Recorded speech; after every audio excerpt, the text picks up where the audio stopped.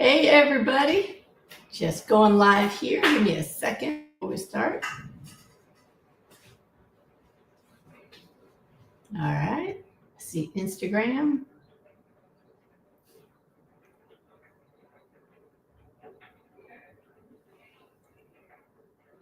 In just a moment, we'll be going. So grab your blender, or not your blender, grab your smoothie, grab your water, and we'll be starting in just a second. Oh, there it is.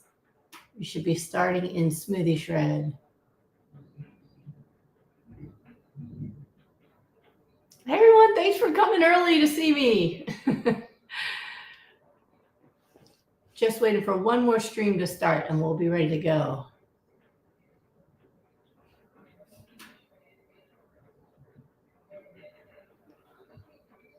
Hey Instagram, how are you guys doing? YouTube, Facebook.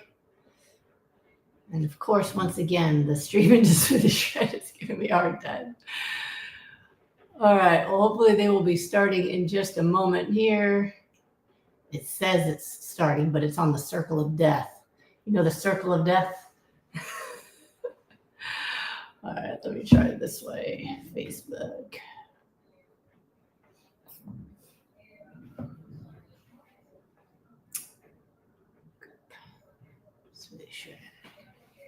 There we go. All right. Hey, everybody. It's Dr. Brooke Goldner from Goodbye Lupus, and it is Wednesday. It's earlier than usual. I know I usually see you later on in the day, so I appreciate you all showing up today. Hopefully you saw my message saying, hey, I'm coming early. We have some things we need to do today, but I didn't want to miss out on the time that I spend with you to teach you and coach you about good health and wellness, mental and physical, and answer questions if I can to help you get on your path to recovery. So let me see here. What I wanted to do today, so for my coaching topic, it's a question I get a lot. And the question is, how do I either go out to eat or travel and be on the Goodbye Lupus protocol or stick with my healthy eating? Because that's when a lot of people tend to go off plan.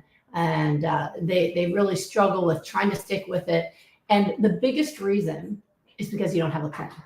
All right. When you have a plan, then you know in advance what you're going to do versus kind of showing up and trying to figure it out. Right. Once you've been eating healthy for a while, it actually is no big deal. I don't really have to struggle at all. I'm not worried. I know anywhere I go, I'm going to be okay. But if you're new to this, sometimes it can be a bit difficult to navigate these different things like going out. So let's start with the first one, going out to eat. So how many of you maybe can tell me in the comments how many of you have struggled with this, that you want to go out to eat and you are just having a hard time knowing what to eat when you go to a restaurant? Have any of you struggled with that?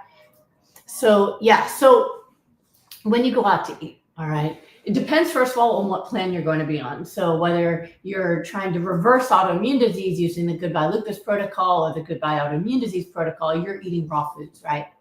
If you're in remission, or if you're just hyper nourishing, but you want to stick to a plant-based diet that doesn't have any oils or processed items in it, what you order is going to be different. But the best thing you can do, and this works 100% of the time for me, is calling ahead. If you know you're going to a restaurant, whether you're, if you picked it, hopefully you pick a place that makes a mean salad, right? But even if someone else picks a place and you find out you're all going out to eat, as soon as you know where you're going to go, call the restaurant. But here's the key. Don't ask the host or hostess. They don't know. I've done this many times where I get on the phone, I call the restaurant, and the person who answers the phone is very friendly, but it really tells me they can't accommodate me. And then I always say, please, can I speak to the chef? And every single time the chef has said, no problem, tell me what you eat. It'll be a fun challenge. I will make you something every time. So always ask to speak to the chef. That is key, all right? So ask to speak to the chef and let them know what you want for your food. So for example, if you're on the Goodbye Lupus protocol, Goodbye Autoimmune Disease protocol, you're gonna ask them for the best, most beautiful raw plate ever. Either a big salad and tell them the ingredients that you want, or sometimes they'll make just a really pretty raw plate with like a nice dip that's made out of avocado or something like that. But you just need to tell them. And everyone who's followed my advice has told me they've had one of the most wonderful meals at a restaurant, because what happens is when you ask the chef to make something for you, they take it as a challenge and they find it fun. The chefs have always told me that our food is the most fun meal that they make the whole day, because most of them are bored making the same thing all day long, right? They might have created that menu, but all day long they're making the same food all day. But when you come, if you give them notice, they get to think about it and be creative. How do I want to make these foods look? How do I want to make this beautiful and enjoyable so this customer can have a great experience here at this restaurant and will want to come back? So calling ahead, the sooner the better. We have some restaurants that we just love the ambiance, but they're meat and seafood restaurants. They're not places that have anything on the menu normally that we can eat, but we like to call ahead. We'll usually give them a day notice or sometimes 2 days notice if we know, let's say we want to go out on the weekend. And the chef always comes to our table to greet us and tell us the story of what they made us. It's actually a better experience than ordering off the menu. Order off the menu, you get your food, you don't meet the chef. We go to these beautiful restaurants. The chef doesn't go to any other table. They come to our table to see how we enjoyed our food. And they'll tell us, oh, I was thinking of you when I was at the market this morning and I got the most beautiful Roma tomatoes. Oh my goodness, it's going to be a beautiful plate that I'm making you.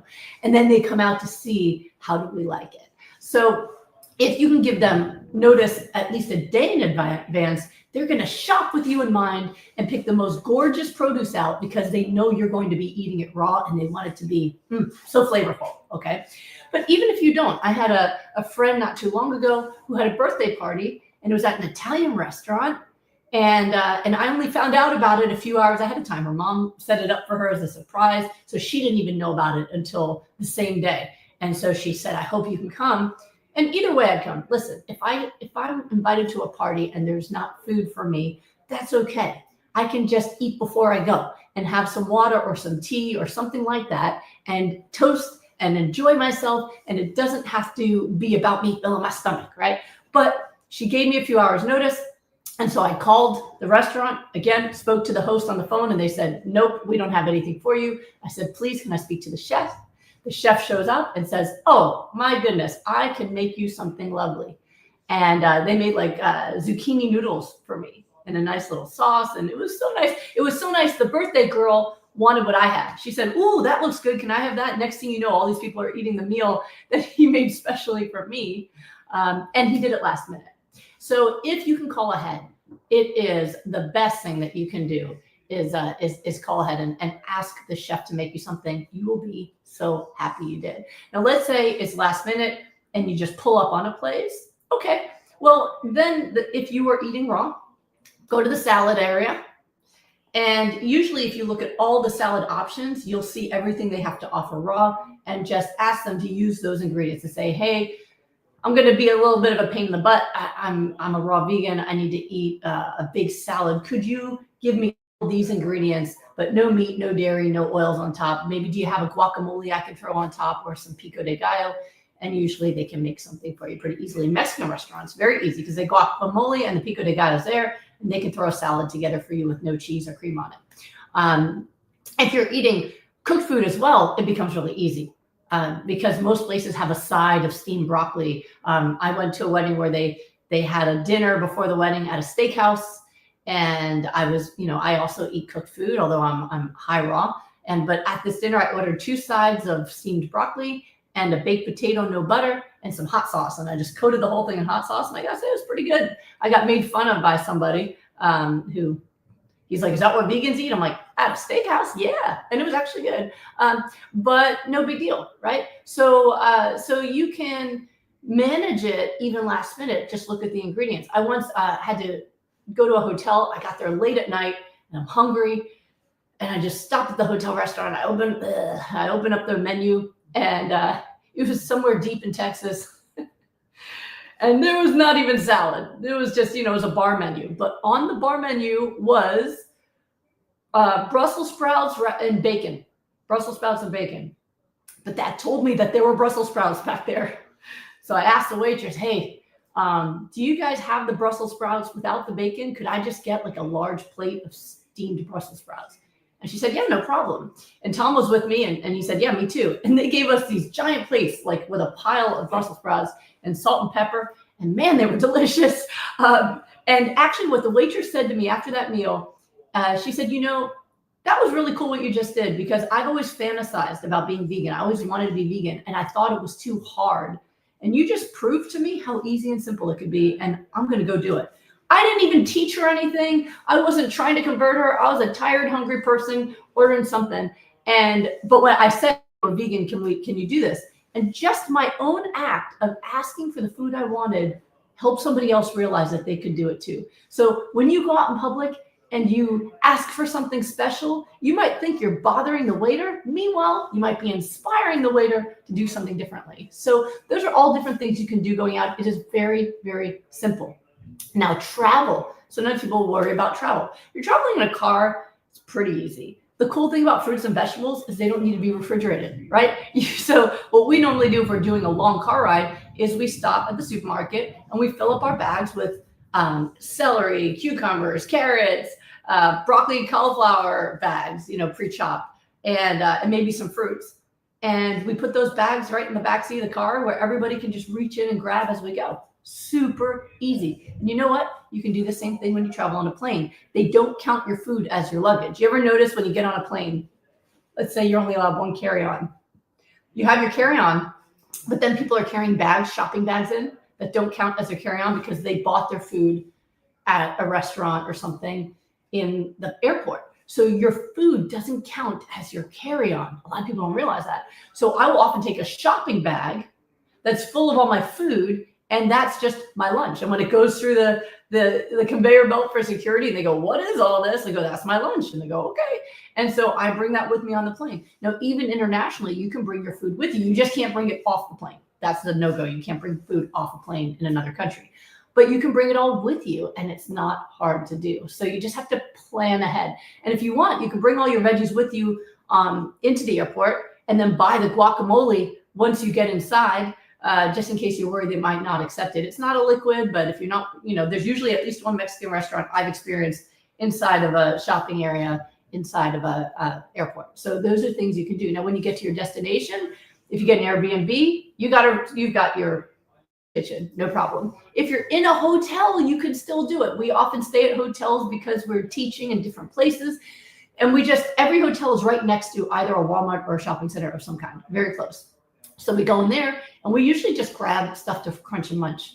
I just like bags of broccoli, cauliflower. I grab guacamole and I can crunch and munch the whole time and it's no problem, right? But for some folks, they really want their smoothies. There's ways you can do that too.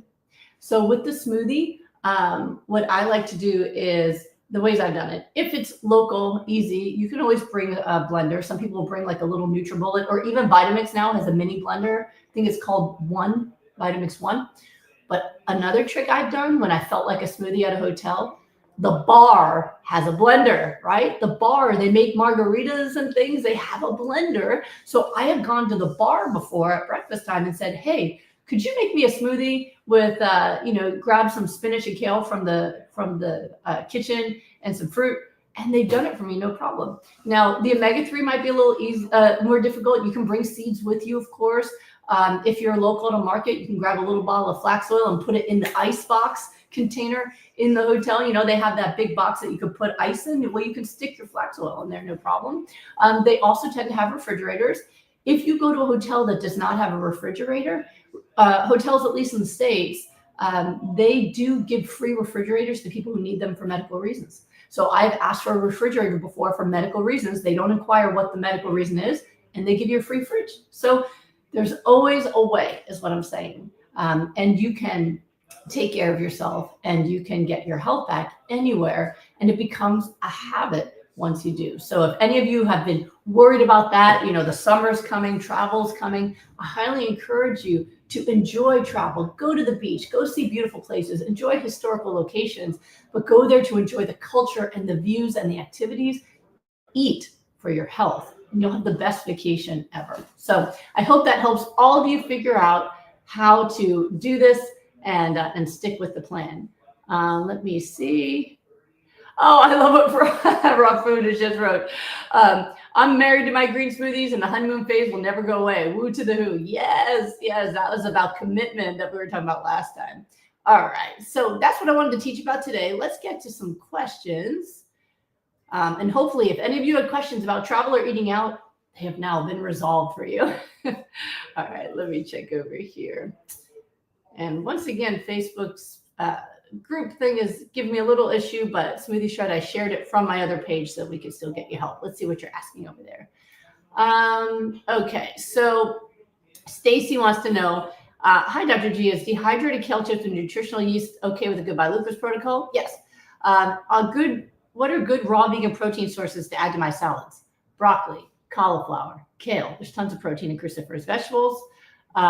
Sprouted beans are not on the Goodbye Lupus protocol. There's no legumes on the Goodbye Lupus protocol.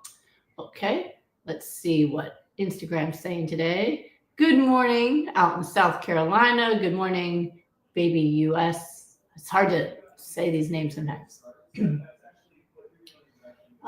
Deborah Ann, yes, we've had results for PMR.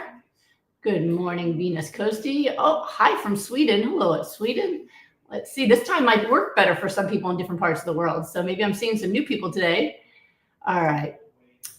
Plant-Based Solution says, thanks for all you do. Curious about your thoughts on probiotics. Some studies show they help the gut and others show they can disrupt it. I have found probiotics to be very helpful for folks, especially since I tend to take people from, Western diets to really aggressive raw diets. I have found for a lot of people, they feel a ton better with probiotics. So I have seen good things from probiotics. Okay, let me see. YNVMe68 says, hello, I've been a lupus patient since 2005. I know many people that have lupus and on medication. I'm not taking any meds, but is it necessary to have to take medicine? Well, not necessarily, especially people who work with me tend to not have lupus anymore. For me, in October, it'll be 20 years. We're going to be celebrating, okay? But a lot of folks come to me who are on medicine and then don't need it anymore. If you read my most recent case series, people with lupus and Sjogren's, all of them were taken off their medicine by their own doctors within a matter of weeks to a couple months after working with me and proving they were symptom-free. And all of them remained symptom-free years later, one of them up to 7-8 years later, still counting.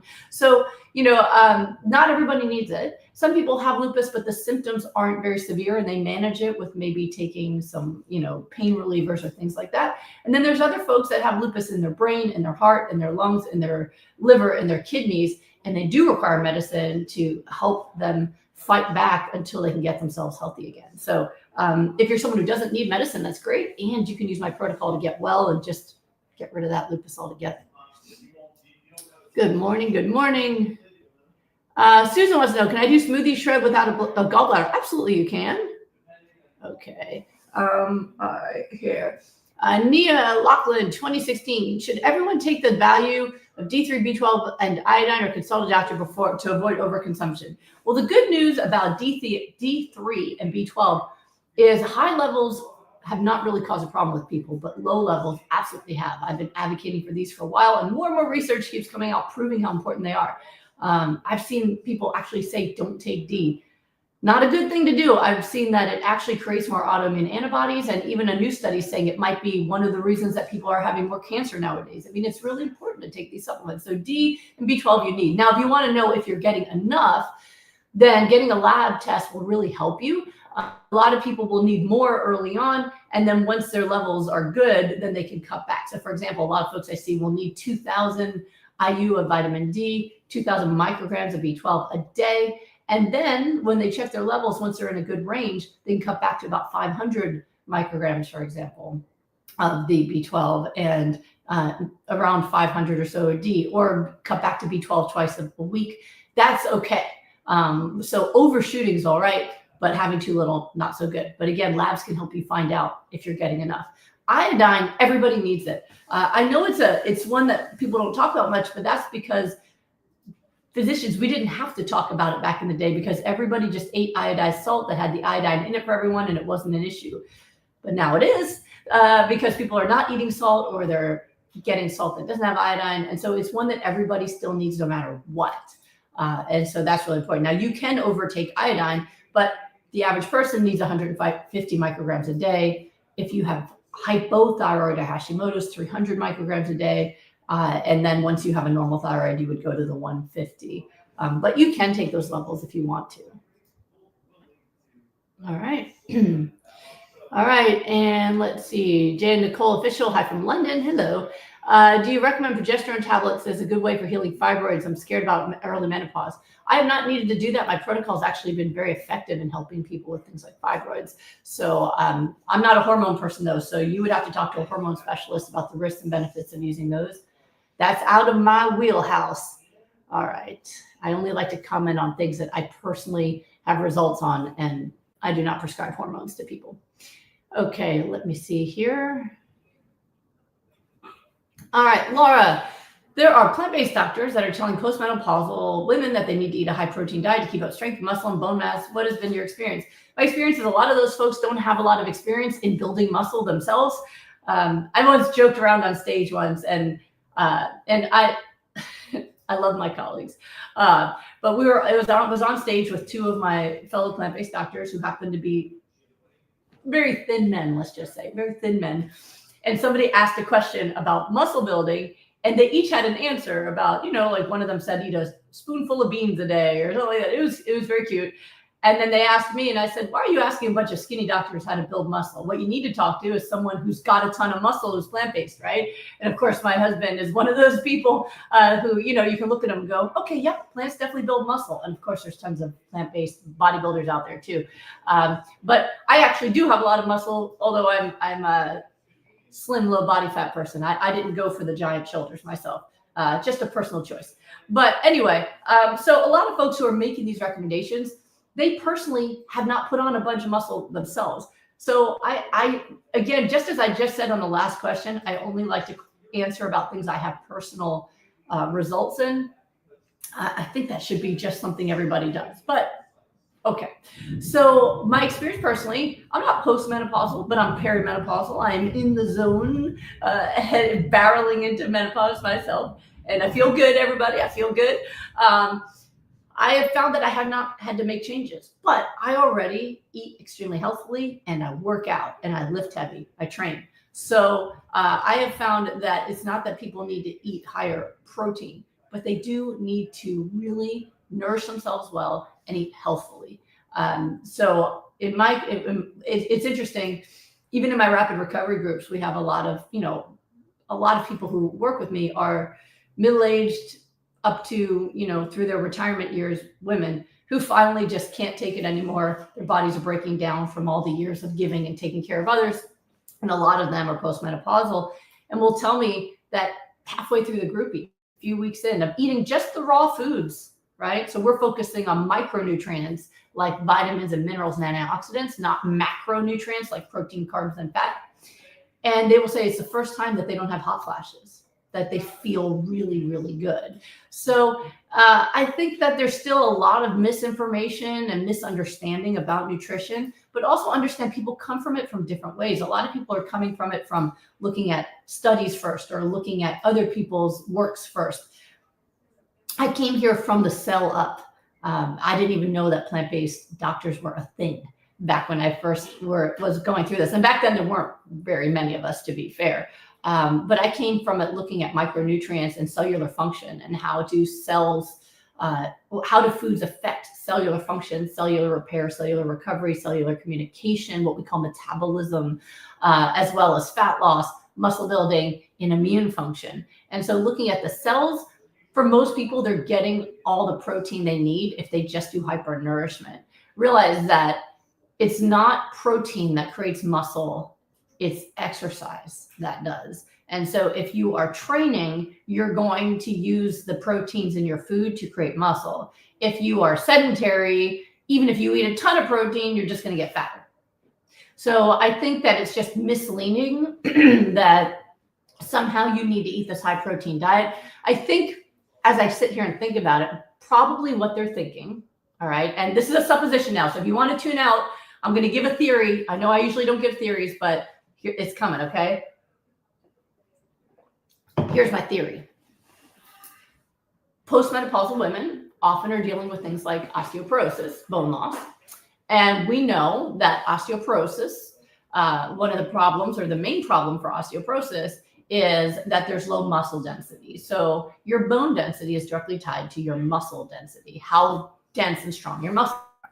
And when you don't have the protection of hormones, especially, that degradation of bone tissue, right, will speed up.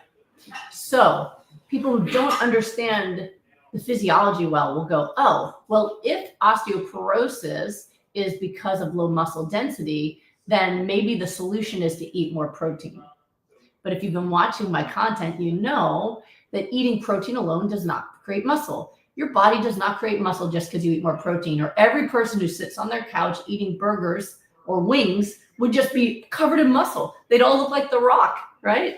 But that's not the case, right? You know why The Rock looks like The Rock? Because he's in the gym for hours every day lifting heavy.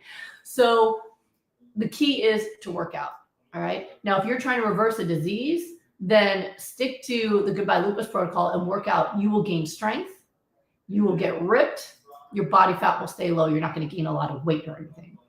If you are not fighting a disease and you just want to age in a healthy way, then you can increase, like on the heavy lifting days, you can eat more stuff to help yourself grow muscle size. If you do want the big shoulders and the big booty, then eat for size as well as strength. So the vegetables will give you the strength. But if you want size, then you can add things like beans. You can add more tofu. You can add more grains, and they will help you gain weight. And some of that weight will be body fat because that's just how it works. But more of it will go into muscle tissue. But the key is the exercise. All right. Out of my theory realm, I hope that helps you along. Okay. Let's see what else is going on in YouTube. Okay. Lorena Delgado wants to know, lipoprotein A. Last week, my doctor ordered LPA test. It came back high. What does that mean? And have you had anyone lower the LPA in your protocol? I struggle with high cholesterol. Thank you. So lipoprotein A is now considered to be a more specific test for high cholesterol, and whether or not you have a dangerous type of high cholesterol in terms of a higher risk of things like heart attack and stroke. So there are types of cholesterol. You might have even heard doctors talk about good cholesterol versus bad cholesterol, right? So HDL helps transport LDL away from the heart, right? So that's why if you have high cholesterol, having high HDL is important. If you have low cholesterol, high HDL isn't as important because you don't need the HDL if you don't have high LDL. I have seen some people who their HDL was lower, but their cholesterol was super low, LDL was super low, and their doctors told them to start eating more fats because they were trying to solve a problem that wasn't there. So that's why I explain what the point of it is and how it works. But out of the LDL or the bad cholesterols, lipoprotein A, often abbreviated LPA, is considered really one to track in terms of higher risk of things like heart disease. And yes, absolutely, being on my protocol will get that cholesterol where you want it to be. Okay. And Wendy Plays 4 says, good morning. Has the Goodbye Lupus protocol or Goodbye Autoimmune protocol helped anyone with AFib? Yes, actually, in my rapid recovery groups, we have seen many people who have said they no longer have the experience of AFib anymore. So that's pretty cool, actually. All right, let's see what's going on in the Facebook arena. Hi, Kathy. Hi, Jennifer. Hi, Jill Johnson-Wolf. Hi, Kath Cox. Nice to see you, or at least see your name. All right, let's see if people on Facebook have some questions here. So Marcy's saying, I look at the menu in advance. I'm comfortable in family all eat differently. And, you know, I think sometimes we just have to embrace it. Some folks are self-conscious about standing out, about doing something different than other people. I actually think that's something to work on letting go of, because truly, if you want to be someone who makes a difference in other people's lives, in the world, to set a mark, hey, I was here, like the flag on the moon, we have to be willing to stand out. We have to be willing to take a stand. We have to be willing to raise our hand and ask for something different. Just like when I asked the waitress for the Brussels sprouts, I didn't give a speech about veganism. All I did was say, hey, I'm vegan, so I need something to eat. Could I get these Brussels sprouts steamed without the meat? And no problem. And then she came back and gave us a speech about how inspiring we were to her. It wasn't a big deal. It was a sentence, and it was no big deal, right? So, and if family does it, then you can say something back. But most of the time I see people say they're uncomfortable, nobody's actually even saying anything. It's their own discomfort. And I usually, if I was working with you, in an appointment or in my group, for example, one of the things I'd be exploring with you is, where does this fear come from? Did you have a family where if you made too much noise, you might be a target for mom or dad's bad temper? Did you have a sibling who was really, a difficult kid, and so you tried to be as unnoticed and perfect as possible to make sure that your parents didn't get too stressed? What is it? What is the reason that you feel uncomfortable speaking out? And if we can solve that, if we can heal that, then we can take off the restraints and let you live fully out loud as yourself, just like everybody else gets to, right? So I'd be looking at that, but I'm proud of you for at least taking that stand and looking in advance. All right. Ruth, my bestie's been diagnosed with breast cancer today. I'm so sorry, Ruth. That's awful. She's doing chemo. I've suggested she speak to you. Is there anything else I can do for her? Just keep being her best friend. So if she wants to talk to me, if she wants to learn about how nutrition can help her body fight cancer, it's a wonderful thing to kind of have in your arsenal, along with getting all your medical treatments. And then just be there for her, so that she has a shoulder to lean on, and give her lots of love through the process, no matter what she decides, even if she doesn't decide to use nutrition as part of her health. All right. Okay. Miriam says, hi, Dr. Goldner. I'm very thankful for you. I was wondering if hypernourishing will help with polymyalgia rheumatica. Been on steroids since September. Absolutely. We've had great results with PMR. Does it also help with hormones and cortisol? Absolutely. Supposedly my labs are normal, but I feel miserable most of the time. And I have sleep apnea, so sleep is a big issue. Yes, all of these things can get better when you take care of your body and feed it right. And with sleep apnea, make sure you're also doing what you need to, whether it's wearing a CPAP machine or a special mouth guard, because you're going to need that oxygen when you sleep in order to feel good. If you're not treating sleep apnea, you are going to feel tired all the time because you're not getting enough oxygen during your sleep, and that's going to make you exhausted all day long. So make sure you're treating that as well.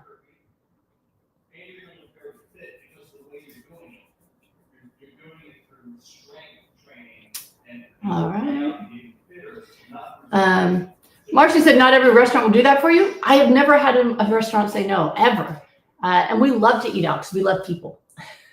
My husband and I love people. And so we love experiences. We love going out, and we've never had a restaurant say no. But I mean, I've even had folks who had a local diner that they used to. I had one lady I talked to. She had a local diner that she would go to every morning for breakfast, and that was her social time every day before work, was to go to her local diner. But of course, it was for terrible stuff, eggs and bacon and terrible.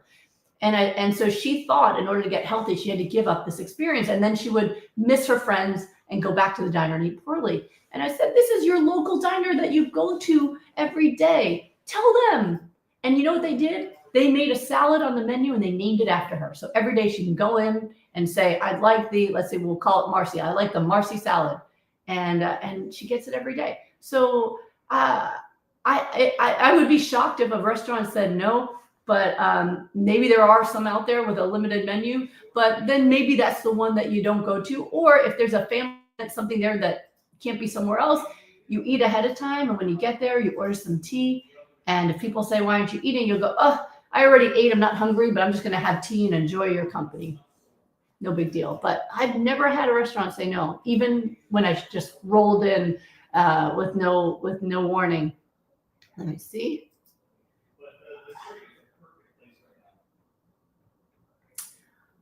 All right. Let me see. Tia. I love you, Dr. G. Well, thank you. I am a hyper-nourishing vegan, no processed foods. I'm healing my gut from Candida and SIBO. I'm getting a pound of greens a day, 3 tablespoons of flax oil, 100 ounces of water. I'm 100 pounds. When I have my smoothies, I get slightly lightheaded. My eyes are strained, slightly blurred. Doesn't matter if I use spinach, cauliflower, chard, etc. I eat half a banana, a cup of berries. I've added flaxseed oil, avocados, all the same. I wonder if you're getting any sodium in your diet, because there's nothing about those foods that should cause any issues. But here's one way to find out. Try eating each of those foods separately. So your greens, your flax oil, every ingredient that's in the smoothie, eat it separately and see how you feel. If you do not get lightheaded or weird, then it's not the food itself. So then the other question would be, are you getting kind of lightheaded because you're having a whole bunch of liquid and you haven't had sodium yet? So you could also try having a something with salt on it, like maybe an avocado or something with some salt. Or some people don't like salt, or they're used to not eating it, so they take it like a supplement, a half teaspoon of salt, a little cup of water, and chug it, and do that twice a day. But try that, and then have your smoothie and see if you still have the same symptom. Okay. And Henny wants to know, is going to the gym triggering for us Lupus? No, I've found that exercise actually helps people recover. It gets good endorphins. It brings down cortisol. It's good for your heart. Number one cause of death, even with people with lupus, is also heart disease, heart attack. So everything you can do to keep your heart healthy is going to help you. Now, if you have painful arthritis, don't work out the joints that hurt. That's just going to make them feel worse. You can work out other things. So if your knees hurt, you do upper body workout. If your arms hurt, do lower body workout. If arms and legs hurt, do a core workout. Right? But find ways to do it that don't hurt your joints, and it's something that's very helpful. All right. Let's see here. All right, let's go over again to see what Smoothie Shred's asking. And I appreciate, again, all you guys getting up. Well, I don't know if you got up early, but you're tuning in early for me. I'm guessing for some of you, this was an even better time because you're in a different time zone. Let's see. All right, so I don't see any new ones in Smoothie Shred. We'll go to Instagram.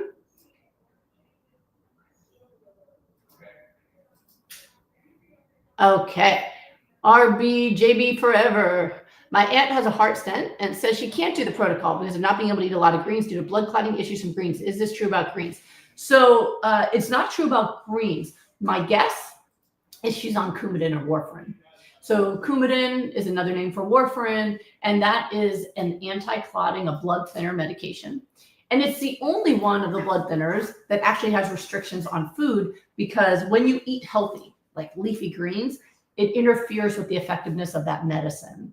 And so while there are tons of other blood thinners out there that don't require any change in your diet, that medicine is a favorite for a lot of doctors because it's an old medicine, it's tried and tested and true, and they'd rather just use something that they know is tested than do something different, right? So that medicine, I've helped a lot of people reverse disease who take that medicine. But what they need to do is they need to get something called their INR tested. It's a blood test. They have to test their INR with their healthy diet, including the greens, and then they will need to raise their medication dosage to then work with their healthy diet. So the lazy way that most doctors do it is, if you take this medicine, don't eat any of those healthy greens and vegetables, because that way you can keep your medicine dosage the same.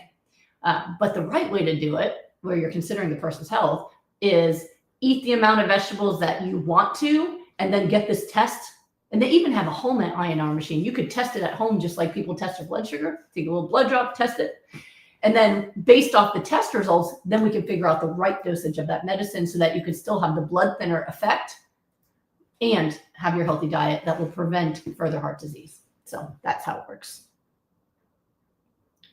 All right, let's see here. All right, I'm seeing on Instagram a lot of you are agreeing that you struggle with going out perfect in your skin, and Lupus Health Academy, yep, always have a plan. Cat's Meow says, I struggled yesterday. My new doctor said I can't go out. What do you mean you can't go out? Like you can't leave your house at all? That would be wild. The folks I've seen, and I recently did a Wellness Wednesday talking about this, the folks I see who stop living their life are the ones that develop terrible depression, and their disease progresses even faster. So you have to find ways to continue to live your life. Go for the joy. I posted the other day just a little video of Thomas eating a salad with me. We have a local place called Salada, and it's like a salad bar, but they make it for you. So they have a huge salad bar, and you stand there and point to everything you want. I think we're the only ones they lose money on because we get all the ingredients except the meat, eggs, and cheese. Most people pick like lettuce, tomatoes, cucumbers, meat, dressing, and they're out. We take all the different leafy greens, all the vegetables, all the different fruits, and then we skip the rest. And our bowls are all overflowing, and it's great. And we do that on date night, because date night's about looking in each other's eyes and sharing our souls and our dreams and having fun together. Not about what's on our plate. And actually, their salads are really good. So there's you want to have all the experiences of life.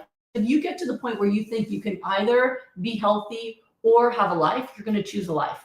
Why would you sit home eating salad and miss out on life? I would rather go out and enjoy what life I had, right? But the point is you can have both. You can be healthy and you can live a full life and travel and have fun. And actually the fun is healing in itself. All right, let's see. Donazo Waloka, is your protocol in your book? Yes. So the name of the different protocols come from what book they came from. So the Goodbye Lupus protocol is from my book, Goodbye Lupus. And so that book is a story of my personal health and life, and the 6 Steps to Healing with Supermarket Foods, which is the nutrition protocol. The Goodbye Autoimmune Disease protocol is based off my second book, Goodbye Autoimmune Disease. And that one incorporates all the mental health aspects. So you might notice a lot of my Wellness Wednesdays are focusing on the mental health aspect of it, right? Because the nutrition protocol is very simple and straightforward. But how do you make yourself do it? How do you stick with it? How do you not self-sabotage, right? So the majority of the work I do with my clients is on helping them stick with the protocol long enough to get the result. And that's why I develop things like rapid recovery, is to work with people every day to make sure they stick with the plan till they get the result. And if they do fall off the plan, we solve the reason why, the mental reason, the emotional reason, the trauma reason, so that they can actually get the result too. So Goodbye Autoimmune Disease, I literally transcribed coaching I was giving in my rapid recovery group into chapters in the book. And then I had to edit it, because when you transcribe the way I talk into print, you need to edit it. But that's what that book is. And it also has dozens of case studies in different diseases that people I've helped. So that's what those come from. The best one to get right now is Goodbye Lupus Hello Delicious, because that one is recipes that have actually worked in healing my clients and keeping myself healthy, reversing disease. And so that's ways to do my protocol, the Goodbye Lupus protocol, and even hypernourishment in ways that, are smoothies, but also salads, meals like cruciferous lasagna, asparagus pesto, sushi rice, all these wonderful wraps and things, very, very simple to make, tons and tons of dressings, desserts, so that people can have recipes to have more interesting meals while still eating to heal. So that's all the different books and what they have in them. All right, I was just at a conference last weekend where 2 people came up to me separately and said, Goodbye Autoimmune Disease. That was the one I needed to get out of blocking myself. That it wasn't that I didn't understand what to eat. It's because I kept stopping myself, and I'm taking that book seriously. I do the homework in it, and it's been working for me to stick with it. So, but the recipes, that's also been a big win for folks. Some people just need to have that dessert in the freezer ready to go, Hey, Sidra from Pakistan. So Sidra, if you have a question, you just type it in. Yeah. Okay. Let's see other ones. Brittany, 1965. Can pericarditis be healed with your protocol? I've had people with autoimmune and pericarditis whose symptoms resolved while working with me. You should still get medical treatment though. Inflammation around the heart is life-threatening potentially, and you do need to get help. And Lisa Lotus, 18. I stopped eating tofu because I heard it had bad estrogen. Yeah, that's not true. That's, again, nutrition mythology.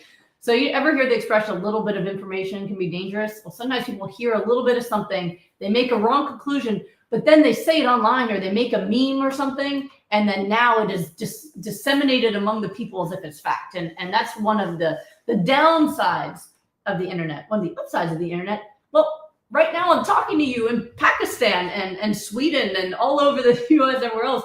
That's awesome, right? But misinformation can be spread with the same level of gravitas and that really good information is, and then it's hard to know the difference, right? So estrogen is not in tofu. There's no estrogen in tofu. Same with flax seeds, right? There's no estrogen in those. They do contain something called phytoestrogen. And if you go on my YouTube and Google, not Google, if you go on my YouTube and search for tofu or phytoestrogen, PHYTO, phytoestrogen, you'll find videos I've made on that. But the short version of it is that phytoestrogens, they can weakly bind to estrogen receptors. But when they do that, they block estrogen from binding. So they actually reduce overexposure to estrogen. And that's why tofu and flax seeds, for example, have been found to decrease our risk of things like breast cancer, which is caused by overexposure to things like estrogen. So, so they're protective. It's not actual estrogen. Yeah. All right, let's see here. And Perfect in Your Skin says, how about fava bean tofu? Oh, you're replying to someone else. I've never tried it, but could be part of a step down program. All right. Rebecca says, I'm 38 weeks pregnant. If I eat any dark leaf or dark vegetable, it makes me bloated and hemorrhoids explode. How can I make my smoothie? You could try making the cauliflower smoothie and Goodbye Lupus, Hello Delicious. See if that one works better for you.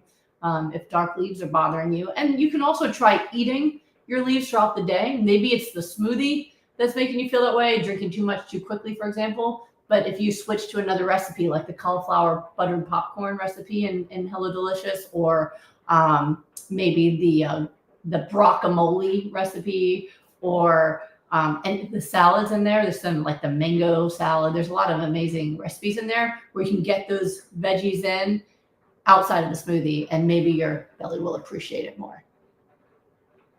Oh, let's go back to YouTube. Good questions here this morning. All right, let's see. All right. So Jill wants to know, I eat nuts as part of my hypernourishing diet. Is it bad to see pieces of nuts in my stool? No, that's expected because you can't digest all of the different parts of the nuts. Some of that fiber is going to come out. But you don't need to look so closely at your stool. People need to stop looking in the toilet. If what you ate came out, you did it. You accomplished it. Too much attention has been put into what's in the toilet, and it causes a lot of people stress. A lot of people find their bellies feel better once they stop examining things. But yes, that's totally normal. Let's see here. Caroline, is there a limit to the amount of avocados and almond milk you can consume daily on the rapid recovery program? So you're talking about in my rapid recovery group, because there's not a rapid recovery protocol, all right? There's the Goodbye Lupus protocol, the Goodbye Autoimmune Disease protocol. Then my rapid recovery group is when I have people for just 42 days and I put them on the most extreme version of that program under high supervision every day to try to get them healthy as soon as possible with no distraction. So the people in that group, I might limit, how much almond milk or something. But generally speaking, for the public, no, if you're having unsweetened almond milk, make sure it's not super high fat, like 3 grams of fat or less. And avocados are unlimited no matter what program we're doing. Avocados are great. Let me see here. Michelle, is it okay to use almond milk, nutritional yeast, soy sauce, and vinegar? Those tend to be fine. Make sure that you're not getting a high sugar vinegar, like balsamic tends to be high sugar. So watch the label and make sure it's a low sugar balsamic. Soy sauce, I usually use Bragg's aminos instead of soy sauce. But yeah, otherwise it looks good.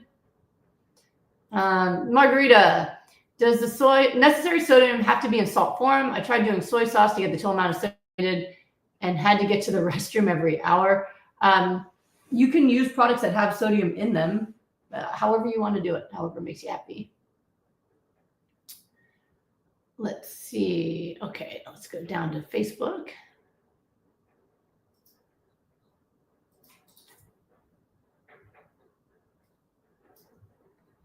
All right. Hi, Brittle Bean.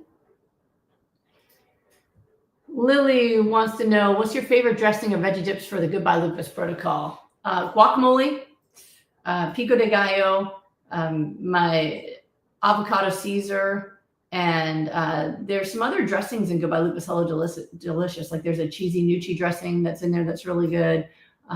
There's some, and the pesto. There's an asparagus pesto recipe in there, but that pesto sauce from that recipe made with flax oil, I put on everything. Super, super good. And let's see here. Minnie's saying they don't let fruits and veggies on the plane. Customs won't let you. Not true. They won't let you take it off, but I take it on the plane all the time. Like that's literally, I take it on the plane and I eat it. So I have not had a problem taking it on because customs doesn't usually check what you take on. They just won't let you take it off. So I don't know if that was a specific place you traveled to where they stopped you from doing that, but so far I've only had issues with what I've, at one time forgot to take the apple out of my bag on the way off of a plane. And that was a whole to do.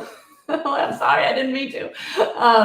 But I have not had a problem otherwise. Oh, we got another spammer on. Hi, Barbara Clark, spamming my live. Hello. Oh, thank you, Jennifer Schaefer. All right.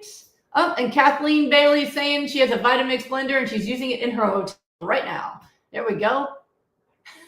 Ruth Ruth wrote, "Yup, I'm a pimp. Potato in my purse." That's a new one, Ruth. You go pimping. That was great. Oh, you guys get me sometimes. Let me see. Okay, Tina wants to know. Hi, Dr. G. I was wondering if you can explain C3 and C4 complements and how they coincide with ANA markers. If ANA turns negative, does this usually regulate these markers as well? Okay, sure. Happy to explain it. ANA, and that is an anti-nuclear antibody. So that is an antibody to the nucleus of your cells. And you only have that when a cell's been broken open and your immune system got exposed to the contents of the nucleus and went, what's that? Let's make an antibody, right? So many folks have some level of ANA antibody, but people with autoimmune disease can have high ANA. And it's one of the markers that's not specific to a certain autoimmune disease, but can indicate that you have autoimmune disease. So that is one thing. And I have found that when people do my protocol and they reverse their autoimmune disease, the ANA comes down with it, okay? I have had a negative ANA now for 20 years, no problems, right? So that's one thing. That's the antibody. Now, C3 and C4, those are complement. So you wrote it like complement with an I, but it's actually complement with an E, COMPLEMENTS, complement. Complement are a type of protein that your body has to make that's involved in inflammatory immune reactions. So inflammatory immune reactions are a normal thing that we need, right? If you bang your knee, you need inflammation in the knee, and that's all of the healing cells going in to repair the damage to your knee, right? If you get a cold or a flu, everyone's got some kind of a flu right now. You need inflammatory markers to come in and attack the virus to help you heal, right? So inflammation is a part of normal health. But when inflammation's out of control, then it can become the disease itself, which is autoimmune disease, for example, as well as other inflammatory diseases like heart disease. You're asking me about autoimmune disease. So when inflammation becomes out of control, like in autoimmune disease, you can use up C3 and C4 complements faster than you can make them. And so that is why when people are sick with autoimmune disease, their antibodies go up, but their complement goes down because it's getting used up. So one of the ways that we can tell how active your immune system is by looking at your complement levels. And often doctors who don't bother testing antibodies will look at complement to see how active is the autoimmune disease. And what I've seen consistently is when the immune system comes down, you've reversed your disease, the antibodies have come down, you're feeling great. That's how you know your inflammation's down. The pain is gone, the rashes are gone, your energy's there, right? Then what we see is the complement comes up. And that can take some time depending on the person. I've seen complement normalize pretty quickly in some folks, maybe within the first month or two.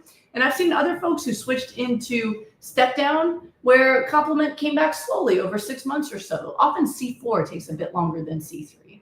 And so that's the difference between the two. And that is why you can see antibodies often negative while complement is still low, because the body is still synthesizing more depending on how much you've already depleted it during the active autoimmune disease. Okay, let's see here.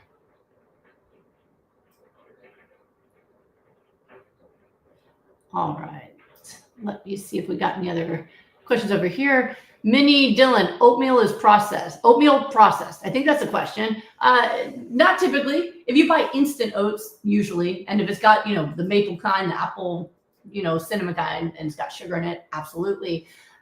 Steel cut oats, where they look like little nuggets, those are the unprocessed form. Okay, let's see here. All right, let's go over here back to Instagram. Let's see here. Rebecca's an endometriosis. It made it sound like someone's name, endometriosis warrior. Absolutely. This helps a lot with endometriosis. Okay, let's see. Amari00, eating half cup of flax or chia daily. Is this as beneficial if consumed in oatmeal or recipes other than smoothies? Is combining seeds with complex carbs causative weight gain? If you consume them as part of overnight oats that are cold and you've blended the seeds open, no problem. If you put it in warm oats, you're oxidizing it. So remember, omega-3s are very sensitive to oxidation by heat and air. So if you put it in warm oats, you're oxidizing it. And anyway, if it's not blended, you're not even getting the full amount because you can't crunch open as much of those seeds as you'd want to, even if you pre-soak them. So that's one. Would it cause more weight gain to combine them with complex carbs? You will gain more weight with complex carbs, but not because of the omega-3. You will gain it because of the complex carbs. So. All right, let's see here. KM2139, recipe for the smoothie. Oh, let me write this right into Instagram. Smoothieshred.com. We have free recipes there, and I'll write it over here too for those of you on YouTube or Facebook. Smoothieshred.com. It's a website my husband made as a public service that teaches people how to make smoothies and hyper-nourish so that you can lose fat, gain muscle, or reverse disease. And he has tons of videos, recipes, exercise. It's an awesome website. It's public service. You don't have to put your email address in. You can learn for free. So, all right, let's see here.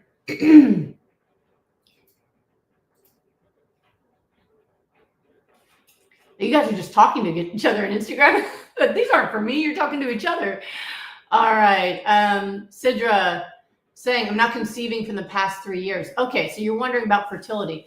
You know, people often with autoimmune disease find they have fertility issues. And part of the reason is your body is not in a state that's healthy enough to be pregnant.